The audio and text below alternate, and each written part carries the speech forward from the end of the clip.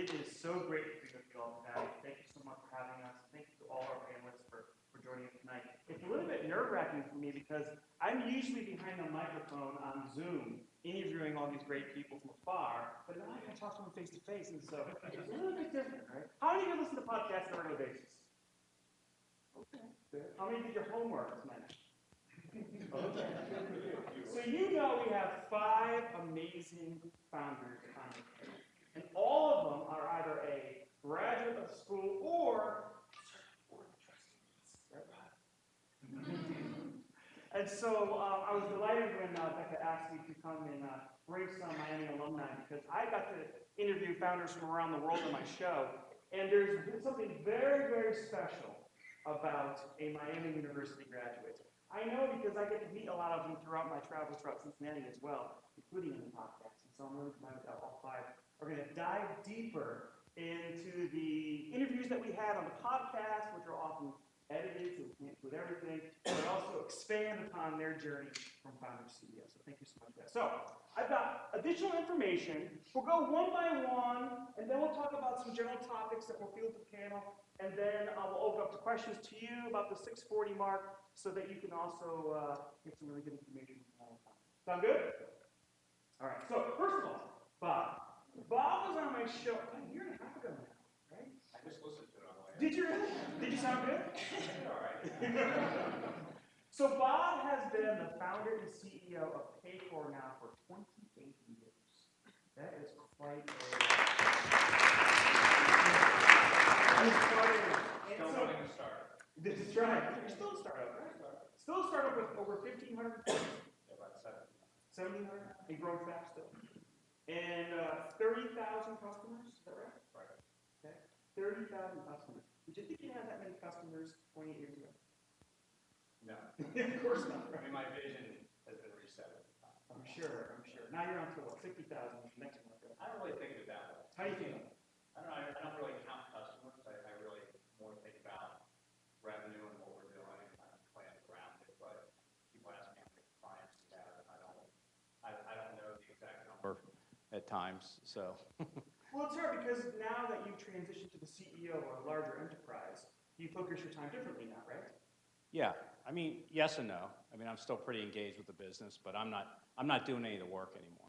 So I sometimes, I said to the group earlier I was talking to, I feel now at our size a little bit more like a portfolio manager, where I'm looking across the portfolio of things we're doing and deciding where I should spend energy or where we need to spend more energy, to help the business grow the way we want it to grow into the future. Yeah. Well, and growth is hiring. And when you were on the show, we talked briefly about some of the challenges of hiring when you were around the 50 employee mark, right? Right. Do you want to maybe expand upon that a little bit? Because I do think that, in my experience, talking with lots of founders, the 20 employee mark, the 50 employee mark, 75, all of a sudden things start to change. Yeah.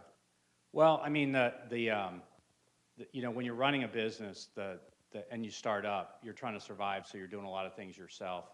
And none of it you're doing particularly well, but you're getting there. You're getting from point A to point B. And hiring is really critically important and time-consuming. And good human resource practices as you grow and creating the culture you want to create and, being able to scale your business becomes even more important. So I told the story that at about 55 associates, we hired a senior HR professional. And when I hired her, she said to me, "You don't need me. You're too small." And we had about 50 employees. She had come from a company with 600 employees underneath of her.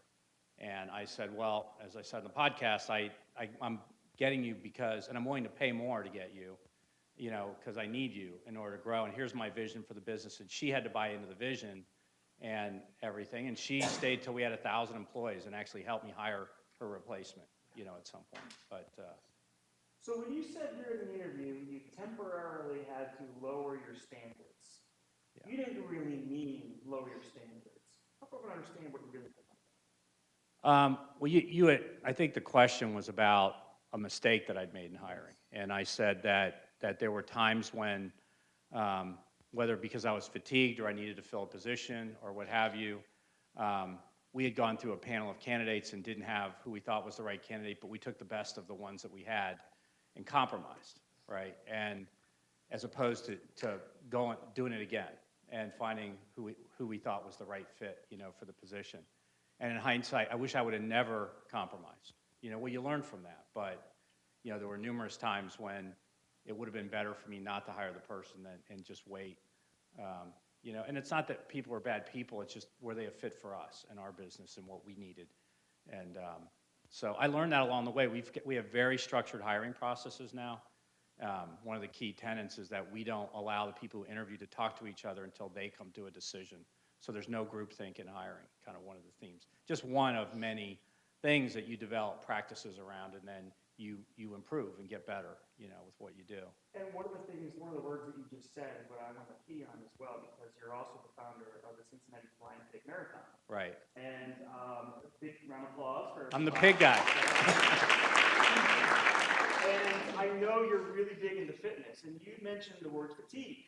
Right. And I think one of the things that we learn from many founders is when you are growing fast and you are fatigued because you may not necessarily be focusing on your own personal health, it impacts big decisions. Right. Well, I'm a person who, physical mind, the well-being, so to speak, and there's times when you aren't good at that, right? But you have to get back to it. And I have a broken foot right now, and I broke my elbow last year, so I haven't been working out at all. Don't feel good about that right now. But, your ability to sleep well, and when you're younger, you just sleep all the time. But when you get to my age, the ability to sleep well, make good decisions. I used to say I solved all the problems of the world in a 45-minute run in the morning. Just cleared my head. And now other people have other forms of outlets, but for me, that was really important. And the marathon was also a balance in my life when I got it started in terms of getting a little bit more involved in the community. Because literally for the first 6-7 years, I just worked around the clock, was very singularly focused. And at some point, realized, I needed to, it was about the journey, not the destination. And really, making that journey more fulfilling became important to me. And I'm so glad you said that, because that's why we call it the founder CEO. We talk about being a journey, because it is. You really have to focus on understanding that if you sprint all the time, you'll burn out quick, right? You really will. Rod, you want to speak to that? You're shaking your head. Yeah, absolutely. Bob just reminded me that some things I still have to go through to get to where he is, right? You really do. I mean, I think that when you're starting a business from scratch and you're disrupting, sort of incumbents and status quo, you're going to have a lot of barriers put in front of you. And there were times when, I wanted to quit, right? I mean, it's tough, and you have to have these outlets.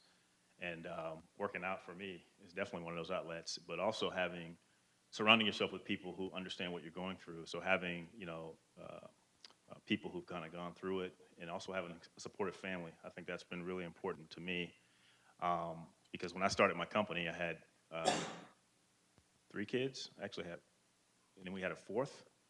And so, I mean, I quit a well-paying job. So I left college and, had a nice corporate life. And I decided to leave that behind. So just the stresses of that, I look back on it, I'm thinking, man, was I insane to do that? I mean, I put my kids' college funds at risk. But that's what you do when you're passionate about something. But it's really, I think back on some days when I can't believe I made it to this point, because I'm thinking, what the heck was I thinking? So I absolutely agree. Well, and so for those of you who don't know, Connexus is Rob's company that he started, and it is the supplier diversity platform out there, helping companies of all sizes to make sure that they have a diverse workforce and be able to track it and analyze it. And I've been following you for a while, Rob, and just really mesmerized by your perseverance. And during the podcast interview, we talked a lot about perseverance and about letting go. And you talked about working on the business versus in the business. And you hear a lot about that in the academic research about being an entrepreneur, but also in some of the popular books like E-Myth. Have you read E-Myth before? You want to speak more about that? Yeah, I mean, I think it was a real struggle for me, because as Bob mentioned, in the early days, I mean, you're wearing a lot of hats. And I think once I got to a point where I realized in order to scale the business, I was going to have to hire people and bring in people that were smarter than me at what they did. And I think that it was difficult for me because I felt like no one could do anything better than I could. You know, I thought this was my baby. I'm going to have to nurse it. But I think over time, as I brought people in and I was able to establish that trust, it got a little bit easier. But it's something I still struggle with because, you know, we move to a different stage. You know, every 6 months, my business changes. The people that helped you get from point A to point B aren't the same people that are going to help you get from, you know, point C to point P, right? So I think that it's really important to just understand sort of where the business is and understand where your strengths are and where your blind spots are, because we all have them. And I think one of the big struggles for me was just really letting go. But I think one of the things I had to learn is as I brought people in who were smarter than me in their areas of expertise, I was able to sort of step back and realize that, man, this business can actually run without me. And but it's still a challenge. I feel like I still should be involved in sales calls, and I feel like I still should be involved in, you know, hiring decisions, you know, even that are many levels down. But there are people who are smarter than me and much better at hiring than I am. Right. So I'm going to pick up on that with Christy because we have a similar thing with Christy. Before we leave that, I'm reminded there's a writer of the Hot Seat. Those of you who are living up to read, and Dan Shapiro with the founding CEO of Glowforge. It's a laser printer type system, and he said, very interesting enough, he says he has found in his circles that a lot of entrepreneurs, when it comes to hiring, will subconsciously hire someone who's not as good as them, so that they have a fallback to do if the business doesn't do very well. And I'm not suggesting any of you have done that.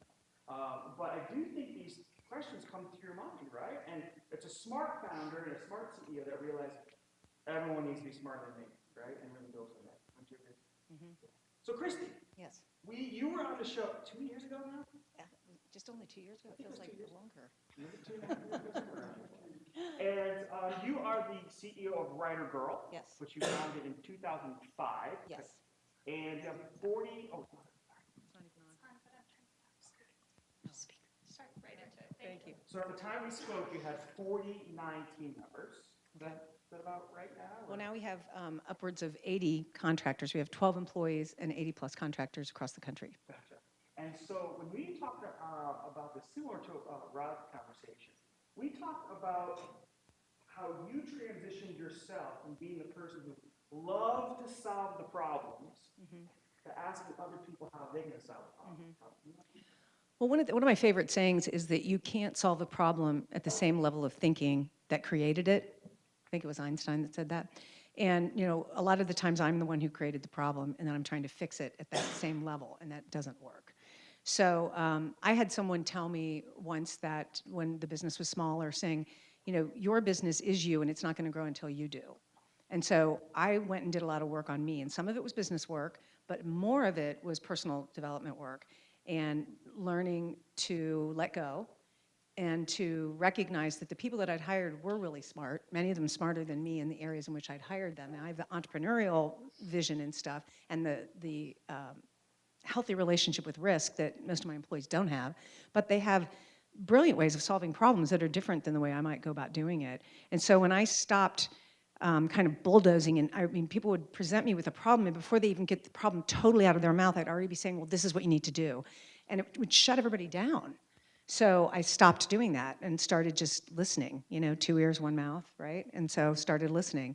And that was when my company really grew, was when I stepped back and allowed the people I hired to really grow into their own capacity.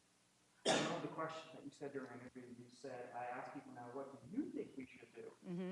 Turn it back on them when they come with the problem. Yeah. And you said that was transformational. It was transformational at the time. Now I don't even have to do that, because what happens, they'll come to me and be like, it's already solved, but this is da-da-da. Now, if there's a big problem, you know, we had an issue recently with a client who was really not performing into our values, and that's when I get involved, because I'm the chief culture officer. So when our values aren't being met, I mean, I lead into our values. We are empowered, curious, kind, and fun. And when something's going wrong there, I have to step in and represent that. So I had to have, my role now is I have the difficult conversation with the client saying, this isn't working, this isn't in line with our values and we need to cut ties, and ended up working out well. We're together. Actually, they still want to work with us. But being able to have those difficult conversations, that's kind of what I do now. It's kind of that, sort of like what Bob was saying, only I don't know that I'm certainly not as large as Paycor, but operating at a bigger level and just kind of floating around and looking at where do you need my particular skills.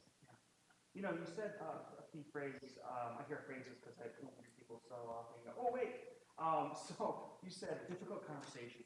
And John, that's what we talk about on the show. You want to pass it up? So John Adams, co-founder and president of Salix Data. And John, at the time we said you had about 30 team members. Is that about right? Yeah, so we've, stateside, we've got about the same number, and then we've got about 300 folks in India and 50 folks in Kenya. And 2,500 customers around there? Correct. Okay. And so you help companies deal with all their data, whether you're transferring them from document to microfiche to online, all that data management, right? Correct. Okay. So under the topic of difficult conversations, when you and I were talking, it is probably the most heart-wrenching topic that every founder I speak to talks about, and that is when you have to let someone go. And you shared a really poignant story about that. And for those who may not have a chance to hear your interview yet, you want to talk a little bit more about that? Yeah, so 2008, the economy was not in great shape. Nobody, as I talked to other business owners, nobody really knew what to expect in 2009. So we met with some of our key advisors, attorney, investment folks, and some others, and said, you know, what are some things we need to be thinking about going into the uncertainty of the next year? And so kind of the consensus was that we need to think about if our business is down 15%, if it's down 25%, if it's down 50%, what do you need to do? Because if you wait an extra quarter, then you run out of cash. And so that's one of the things that when I was... You didn't have investors. Right, and so it's our, you know, it's our cash, and so, but that was one of the things when I was sitting in your shoes that I always thought that the reason that companies went out of business was because they didn't have enough customers, but it really is about cash, and so, because you can have lots of customers, but if they're not paying you on time or whatever, then you can, so that's a key learning. But anyhow, so we were looking at that, and we went back to our leadership team and said, you know, at the time we had almost 70 employees in the States, and so we said, you know, are there any folks that are underachieving that we can preemptively let go, and then if we need them, then we can hire for the same cost, probably more skilled folks. And so there were a handful of people that were identified. One of them was Linda, and she had done a great job for us, but she was really only good at one area. And we needed team members that were flexible and could bounce back between different functions. And so we let her go or with some other folks. And so about a month later, one of the folks on my team let me know that her husband had called and that she'd committed suicide. And so you think about, and then to compound just the challenge around it was that we went on to have a great quarter. And so there was no need to have let any of those folks go. And so you think about, as oftentimes, and I hear people say this in CEO roundtables that I'm part of all the time, and it's just not true, where they say, you know, oh, well, you know, you let them go and then they can do, you know, it'll allow them to find a place that they'll flourish more than they might there. And so that makes you feel better about making tough decisions about personnel. But it's unfortunately, you know, I've got other experiences where we've let really good-hearted people go, but they just weren't a fit for us organizationally, and they didn't find some great utopian job after us.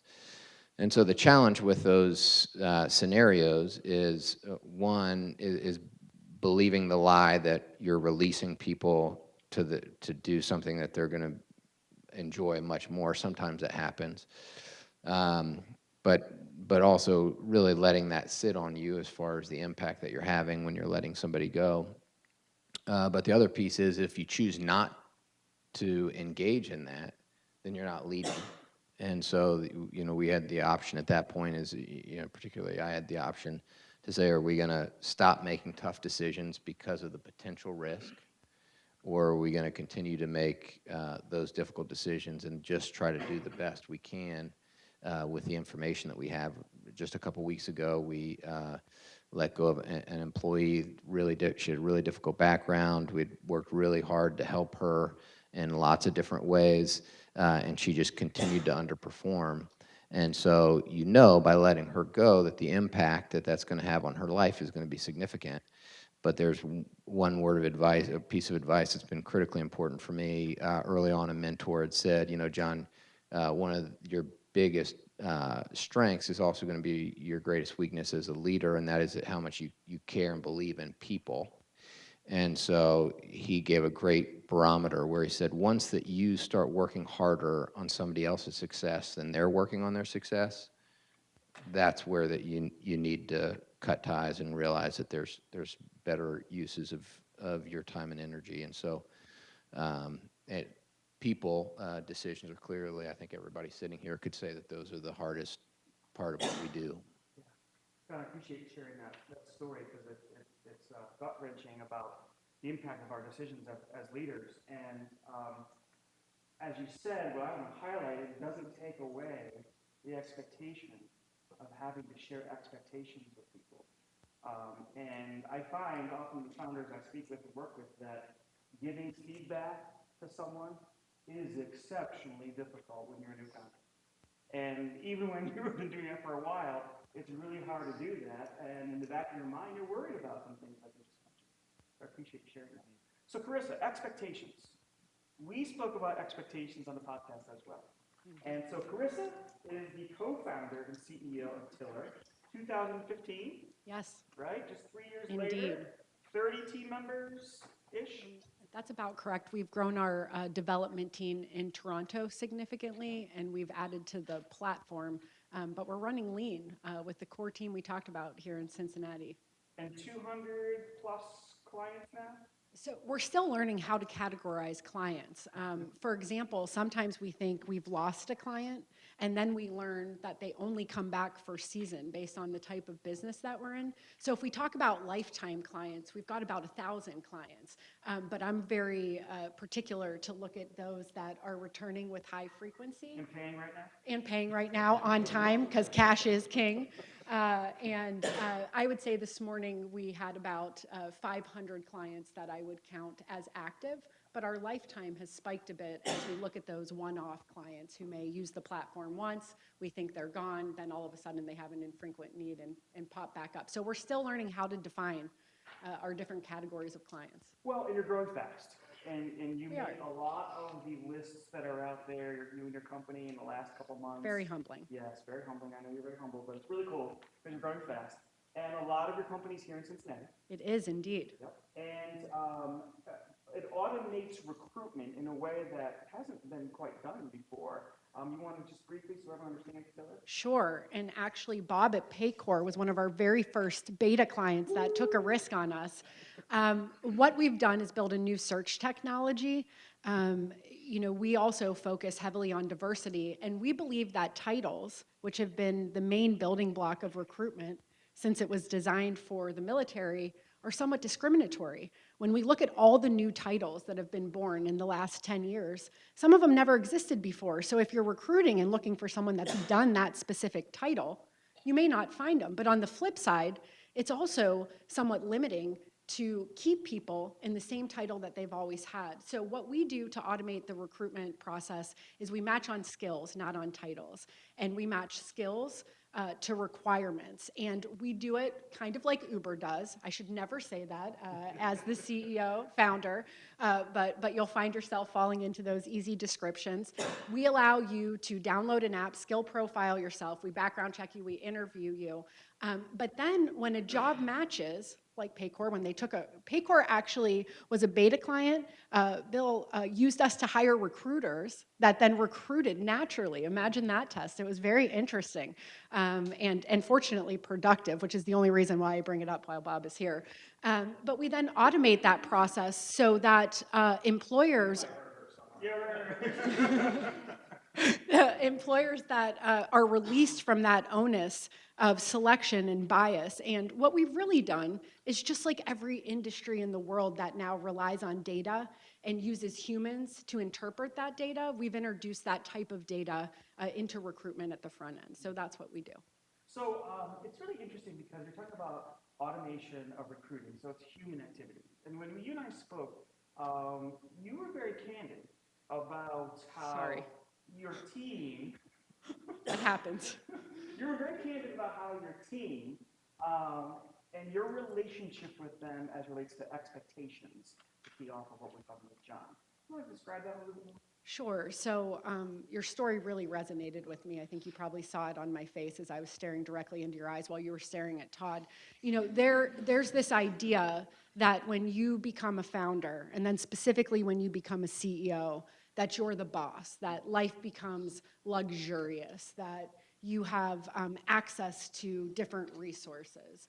And some of these items are true, but really what happens is you find yourself in the situation where you have the most responsibility and the most expectations from others, including the people that quote unquote work for you, than you've ever had. So expectations go both ways. Certainly, we have to have tough expectations for our business. And the way that I present it is I'm tough on the numbers, but good to the people. And if you manage expectations to what you expect for your business, you know, Bob talked about really feeling like a portfolio manager today and looking at the revenue and the story that the revenue tells.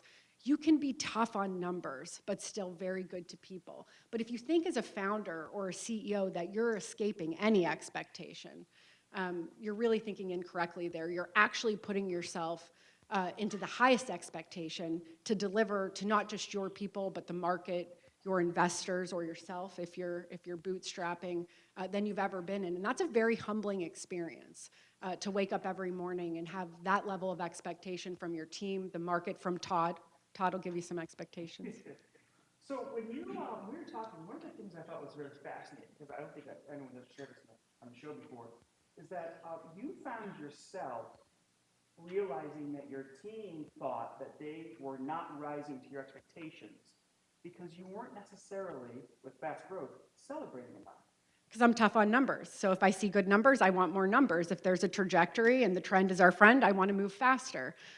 What that means is that with a group of people that are early employees in this organization and have committed to it the same way that I have, they also leave their families every morning or their beds when they prefer to be sleeping and come in and give it their all, because that's what it takes, not just from a founder, but from every single person in the organization. They never felt like they were winning, because as soon as we hit one milestone or made one list, I said, we've got the momentum, we've got to go, this is what's expected. And we started to have, I'm looking at you, Lauren, just because you were part of this culture, and Lauren's interesting. She interned through a Miami program with... You want to stand up and say, wave to everyone so we don't... So this is Lauren. Lauren deserves a round of applause, actually. We can clap first. I'll tell you why later. But Lauren is an example of someone that interned at the organization through Miami. We did let her graduate, so Miami can't be angry with us. But then she was hired full-time. During Lauren's internship, we actually, I digress for just 1 second, let go of a PR firm, a top 3 worldwide known PR firm, because Lauren and her team members' results were better. She then came on full-time, and just 2 years later is really leading our marketing department now.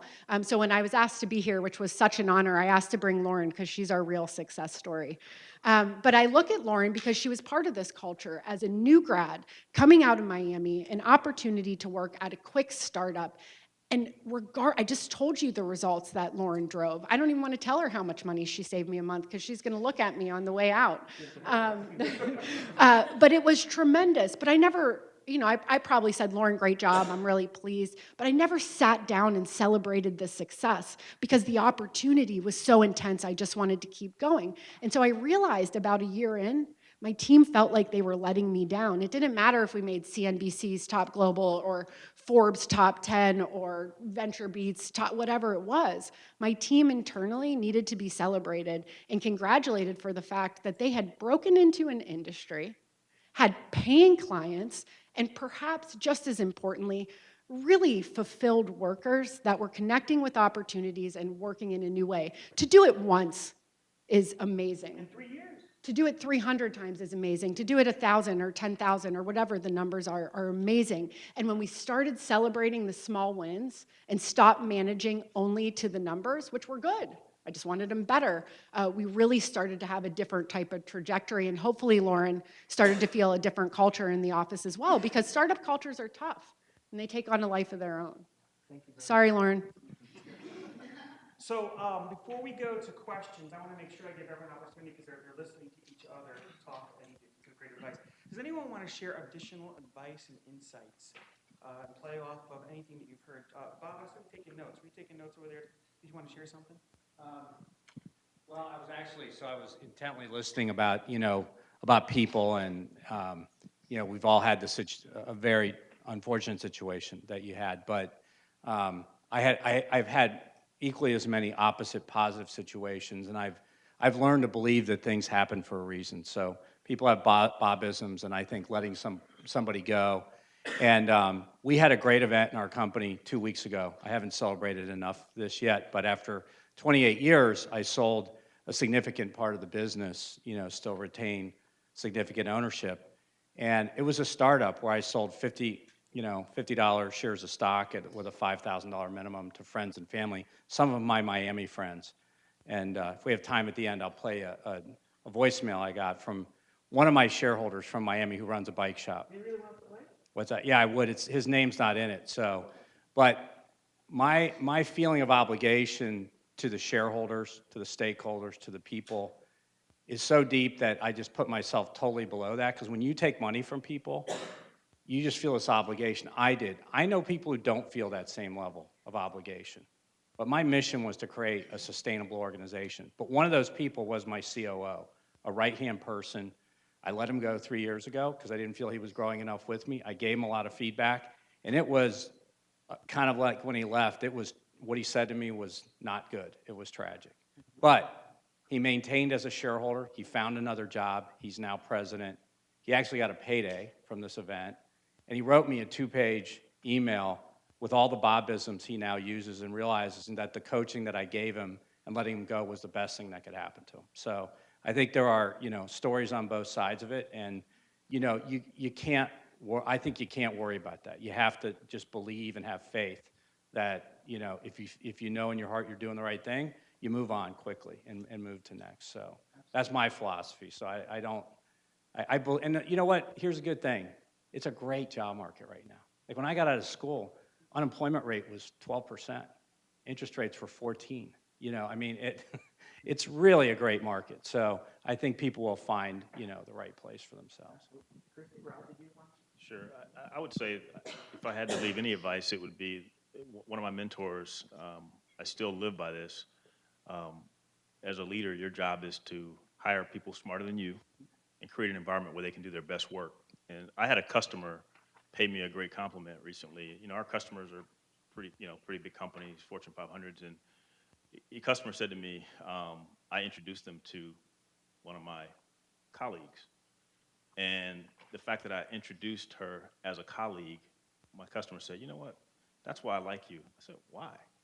He said, because you started this company, you've raised $12 million in capital, you serve, half of the Fortune 100, but you introduced this woman who works for your company as your colleague.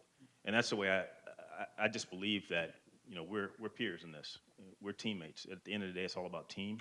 So I would just say, stay humble and just treat people with respect and lead with compassion. I think that's one of the key learnings for me is really just valuing people. I think one of the things I learned is that it's not always about how much you pay somebody, but it's how much you value them. And that was a learning for me because I felt that starting a business in Cincinnati, a tech company, might be tough to actually find talent. And but if you give people excited about what you're doing and they have passion for it, you show passion for it, you're going to attract the right people. And I think it's going to make the difference in between success and failure. I'm so glad you said about the humility part. It's a little insight to my podcast. So I get pitched about 10 times a day by people from my show nowadays. And it's a little bit humbling because I don't know a lot of these people, but we have a little process that we use. And the amount of arrogance that one of my team members receives from entrepreneurs out there who want to come on someone's TV show, radio show, newspaper article, whatnot, is very off-putting. And to your point, Rod, I mean, we do our job making sure we screen out those who aren't going to be humble and serving and sharing their stories. And that's one of the reasons why all of you are here, because you're very humble people and you think about others and call them friends rather than bucket forwarders. So thank you for sharing that. Appreciate it. Christy? Yeah, the lesson that I'm sure everybody up here knows, but it's I learned it a few years back, was slow to hire and quick to fire. And that is like, write it down and remember it. Because sometimes you fall in love with people and you hire them, and the best thing they ever did was the job interview. So you just have to keep that in mind. Another thing I do is I hire for the person and then find the role. It's a little bit different. I'm not a huge organization, and we work with a lot of contractors, so it's a little bit different. But when I know there's somebody that I've really wanted as an employee, I find a seat for them on the bus. And then we find the right seat on the bus. As long as we know we have the right people on the bus, you can always move the seats around. And we do that quite a bit and look at ways to keep these same people happy. We have our little annual lunch where it's like, what do you like? What do you not like? What's going well for you? What skills would you like to develop? What skills do you have that you're not using? Is there something else you'd like to do? Just to make sure that we keep people as much as we can. And I'm really happy to say we have, out of anybody who's voluntarily left, and I've only had to fire a couple people, but anybody who's voluntarily left has come back and worked as a contractor, so we technically have 100% retention with Ryder Girl, which is pretty awesome. Yeah.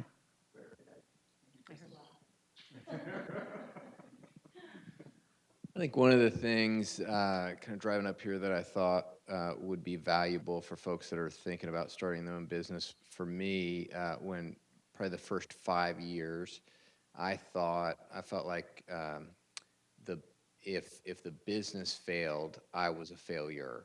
And so, and then what I learned over time is that there are brilliant people that work really hard, that have great technology or great solution or great product, and the timing just wasn't right, and they failed. And then there are other people that I wouldn't trust to walk my dog who have been wildly successful.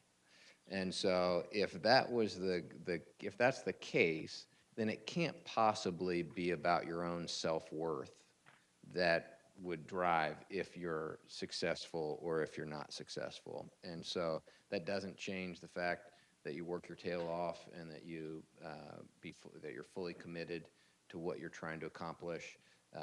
Because I think for us, particularly the early days, my brother and I started in the business.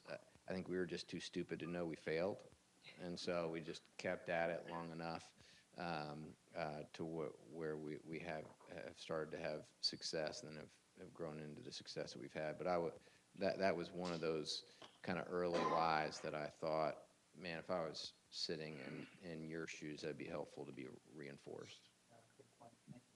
Very helpful indeed.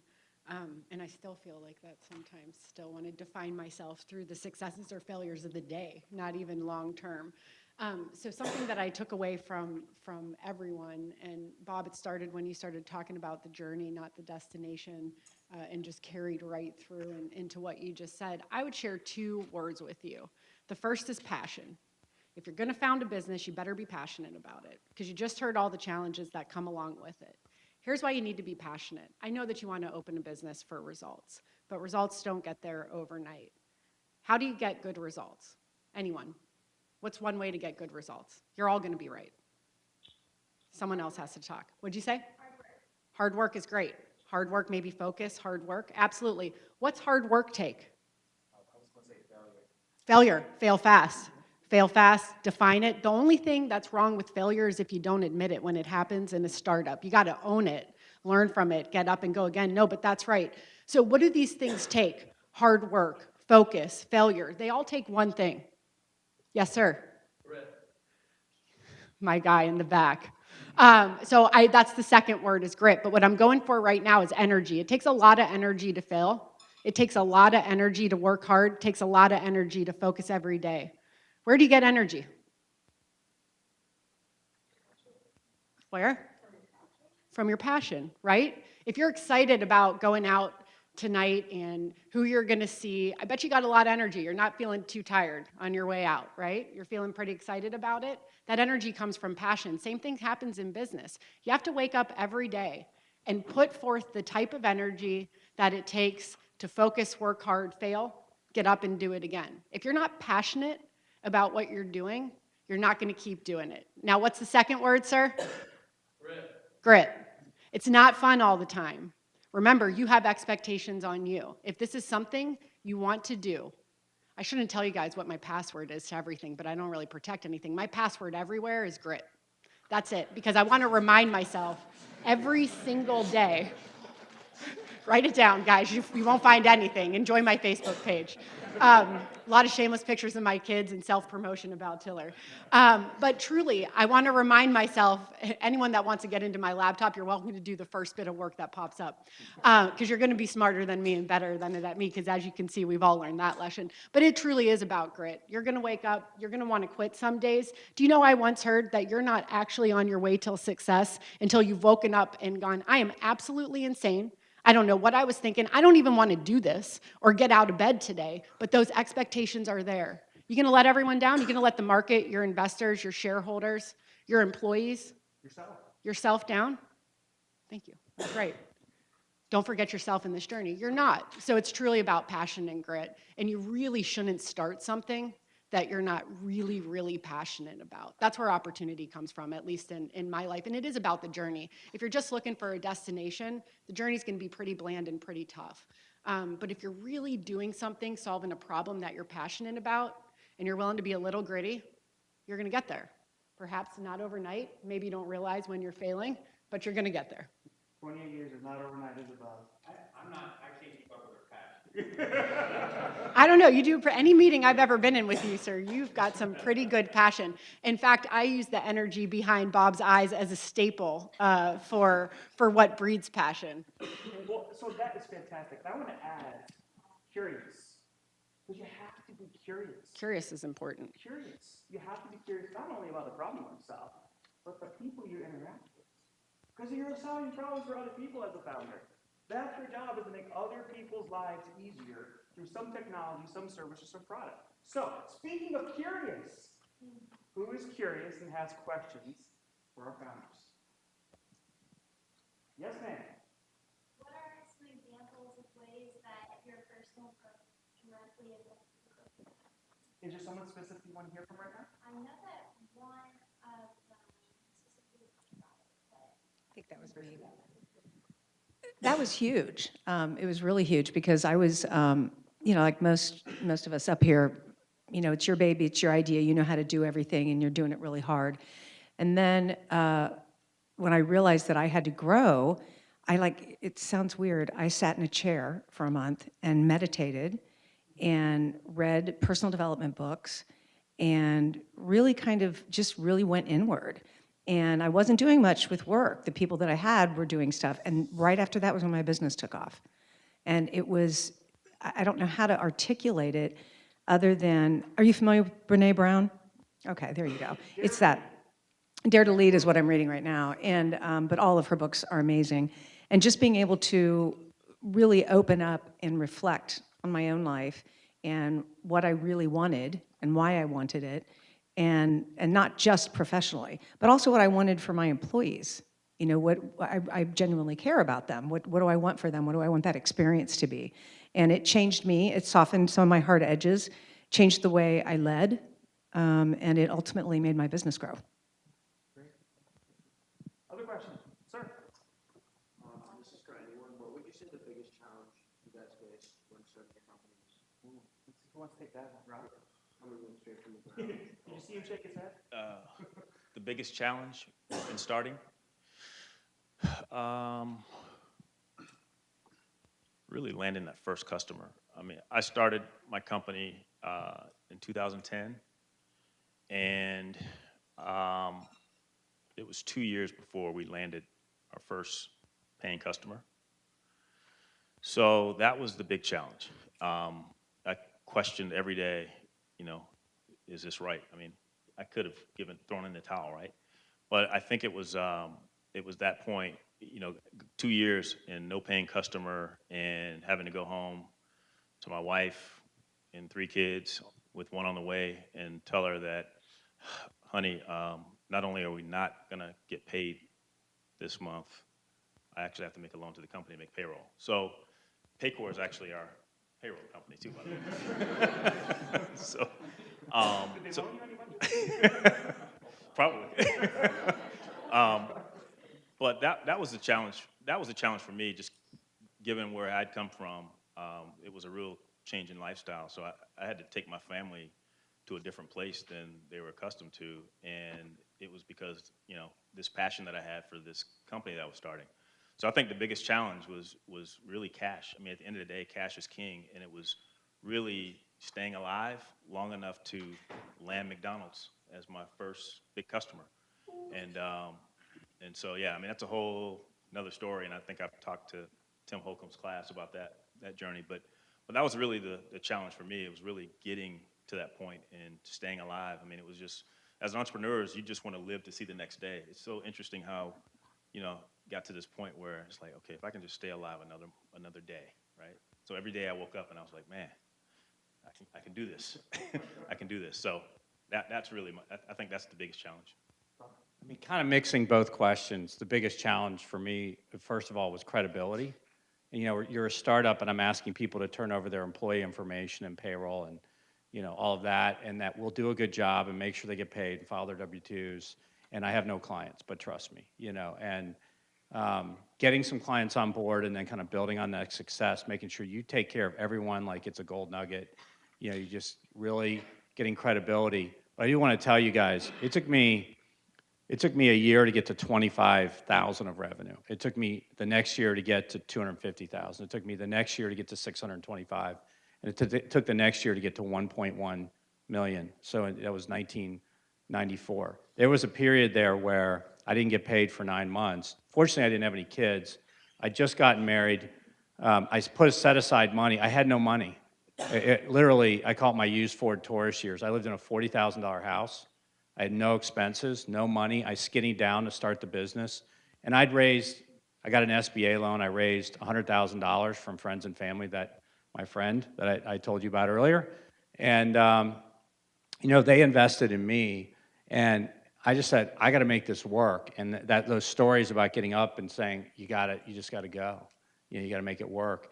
And you're chasing the break-even point, but you know you need to invest more, and you've got those dilemmas of trying to get there. And it really takes a person who's not motivated by money, but by doing what you said you were going to do, and achieving it, and figuring out and having positive faith that, you know, that it'll work out. I have one other story around the other question about change, but it's a great example for me. But I created the Flying Pig Marathon. I started working on it in 1997 because I was a marathon runner, and my right-hand man at Paycor died of a heart attack. So one of those kind of tragic stories, 2 days before his wedding, to another Paycor employee. And really felt like I needed a distraction from, you know, the day-to-day at Paycor. And he and I had been talking about getting a marathon going. So I kind of did it in his honor. You know, I really had a purpose and a passion about it. And it became a second job for me. The company was a $7 million company. We're a $300 million company this year. And my wife's like, what are you doing? You know, and I said, I don't know, I think this is a great idea. I want to do it. It's giving me energy. And so it started in 99. 3 years in, I created a nonprofit for it. It was very successful. But I'm sitting in a meeting, and they're talking about changing the course. I'm in a board meeting. And I created the course. And it's like, and I felt inside I was getting anxious and welling up because that's my course. You're changing it, you know. And I argued a little bit in the board meeting about whether we should change the course or not. And Iris, who's still the executive director, had just become the executive director. And the next morning I called her and I said, can I meet you for lunch? And I met her for lunch. I go, you know, you don't need me doing what I did yesterday, and I'm resigning from the board. And I said, you are doing a great job. You don't need me here. She goes, Bob, this is your baby. You can't give it up. I said, Iris, I assure you I can. And You guys have it. We have a great board, and I'll be board emeriti, whatever. I'll still support it, but I don't need to be here looking over your shoulder. And, you know, back then we had 7,000 participants. Now we have 40,000. But the thing's flourished, you know, and she'll call me every once in a while, you know, for something. But people said, what do you mean you're not on the board or doing that anymore? And sometimes you have to be a contrarian and go against what people think you should be doing. I'm like, well, I think this is what the right thing is to do, and I did it. And so I think that was part of my growth, is saying, no, I want this to be successful. That's the mission. I don't need to be in the middle of it. I think that's a very common theme from a lot of founders, is being able to learn to let go at the very different points and changes and inflection points of the development of a company. Absolutely. Questions? Yes, sir? This is open for the entire panel. I'm going to go ahead and make the assumption that when you guys were starting your companies, there was a million things that you guys knew you had to get done in order to get to where you want to go. Could anybody talk about your process with figuring out what to do the next day? John, you want to? Yeah, I think I might have mentioned this in the podcast, but there are so many things that you can add to a checklist and make yourself feel better because you've checked things off as throughout your day as an entrepreneur. But really, the early days have to be totally focused on selling. You have to get people to buy into your vision. The selling is both selling to people that will come work for you. It's selling externally. That has to be the focus. And if that's not your skill set, then you need to make sure that that's the first person that you're looking for to join your organization, is somebody that can carry that torch. Because as everybody's commented on, is that you run out of cash and you're done. And so it is amazing how busy you can make yourself. And so when in the early days, every successful entrepreneur I knew worked 80 hours a week. And so I would work 80 hours a week even if there was nothing to do, just because that's what successful entrepreneurs do. And so, and so I can, and so you know, I would just warn you that, you know, there is, and I was checking off lots of lists. The thing that I wasn't doing early on at the level that I should have been is focused on getting out and selling. You know, it's funny, when you talk about that, it reminds me of what one founder told me about what revenue is. He said revenue is just certificates of appreciation. And I love that, because I think to your point is, you got to get those certificates of appreciation, because that means you're actually selling something. Yeah, so, thank you. I saw another hand. Chris? My name is David Downey. I'm a usability and gamification specialist. And in today's market, you can have two companies that have both their products serve the same function, and they can both be just as usable. Do you guys feel any pressure from other companies that their products might be more engaging, from like gamification? Do you guys feel this pressure? Chris, It looks like Todd's looking at me. It looks like you're kind of looking at me too, so I'll take it. You know, I think that it's important. I meet a lot of founders, and they look at me and they say, we don't have competition. There's nobody that does what we do.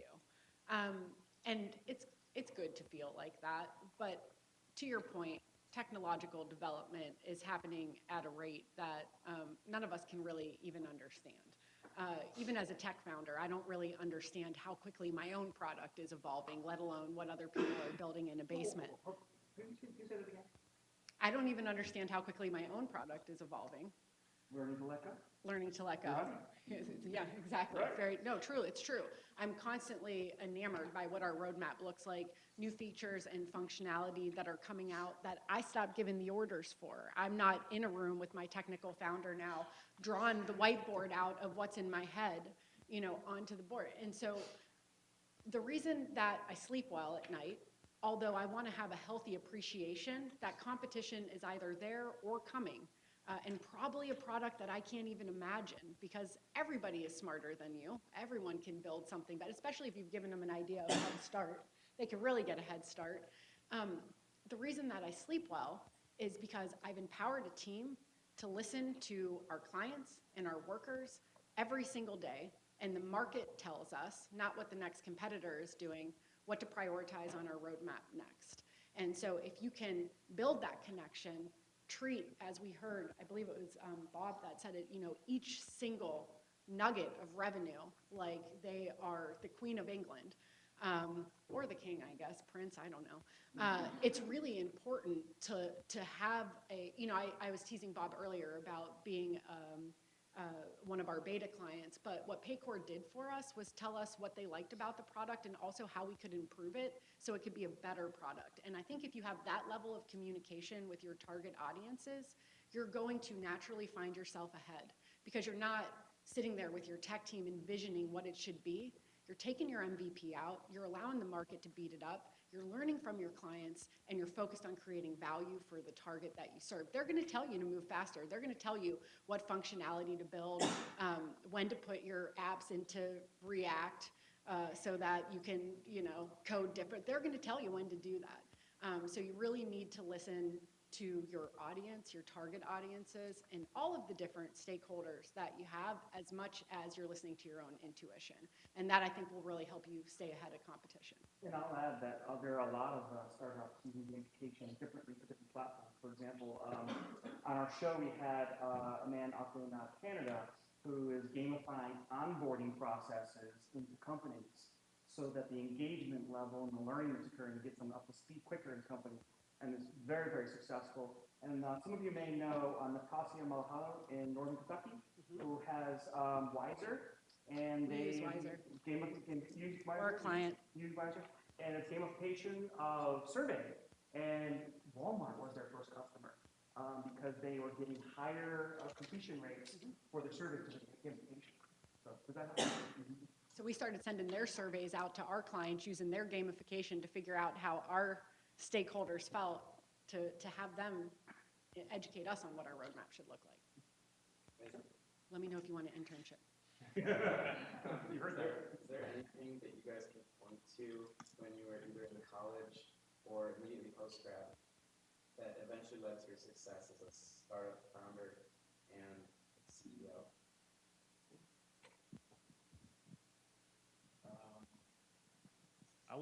I guess one thing I appreciate about my college, my undergraduate years, I was an accounting major. So I think having that accounting background has proven very helpful to me. For one, it helped me save on hiring a CFO in the early days. So I was doing a lot of it, but now I've had to let that go, and that was tough to let go. I would say having that background, just understanding financial statements, what drives financial statements, has been a huge help in terms of something I'm applying now that I learned in school. And counter that, I was a French major and international studies major. I had no understanding of a balance sheet, and it cost me millions. So seriously, pay attention to that. But on the other hand, what was great about being, a Bachelor of Arts student and major was that it taught me to connect disparate dots. And I can take things that don't seem to be related and relate them. And that is something that I think, and even if you're hiring people, don't discount people who don't have business degrees or don't necessarily think of themselves as innovators, because frequently they are. And also, if someone is articulate in another language, they're more articulate in their first language. And that's an important thing to know, because especially in this era of mobile devices and emojis and an inability to communicate a full sentence, it's important that people still can talk. And you need to be able to do that. So someone who is fluent in another language is more articulate in their native language. So that's something to think about. I think we have time for one more. Just say one time. Well, I actually started my business March of the year I graduated from here. And so it is, there was a capstone, it was before they had the entrepreneur studies major here. And so there was a capstone class in entrepreneur studies, and I wrote the business plan here at Miami. So there was direct kind of tie from my time here. Bobby, you might say something? No, I think, I worked when I was here every day. And, for me, kind of the work ethic that I had here going to school and working, and not everybody worked here, but I needed to. And, for me, it was like seeing, look, if I wanted to get ahead, I just felt like I was willing to do what it took. And when I got out of college, my first job, I raised my hand a lot, volunteered a lot, and worked on Saturdays a lot. And the guard of the building would say, You know, when I was in college, I used to try to the King Library, study on the weekends, maybe not as much as I should have, but I did. And, you know, we didn't have computers back then, but now they're paying me, and I'm gonna take my first couple of years and really lay a foundation.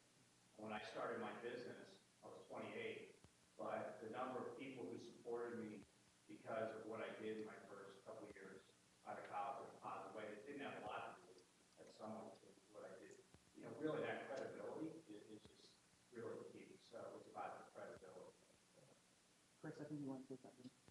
I went to Lux the first semester of my senior year. It was kind of an interesting timing to go, right? Because everyone wants to be on campus for their senior year.